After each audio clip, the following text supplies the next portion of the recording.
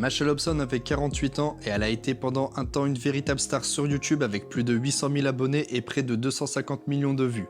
Fantastic Adventure, c'était le nom de sa chaîne. Ça mettait en scène sa propre vie et celle de ses 7 enfants adoptés. Très populaire, la chaîne a réussi à s'imposer durablement sur la plateforme.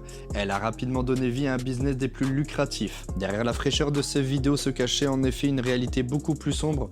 Lorsque les caméras ne tournaient pas, les 7 enfants adoptés de la youtubeuse étaient en effet enfermés dans une petite salle recouverte de carrelage et laissés à l'abandon, avec un seau pour faire leurs besoins et quelques rations de nourriture. Mais leur calvaire ne s'arrêtait pas là, car Machel Hobson avait également pris l'habitude de les maltraiter en les arrosant de bombes au poivre ou en les frappant avec sa ceinture et d'autres objets du même type et les priver d'eau et de nourriture. Parfois, elle allait même jusqu'à plonger ses enfants dans des bains remplis de glace et à passer les parties génitales des garçons jusqu'à ce qu'ils saignent. D'après le rapport de police, les enfants âgés de 6 à 15 ans avaient tous été retirés de l'école il y a des années et ne consacraient plus qu'au tournage de leurs vidéos.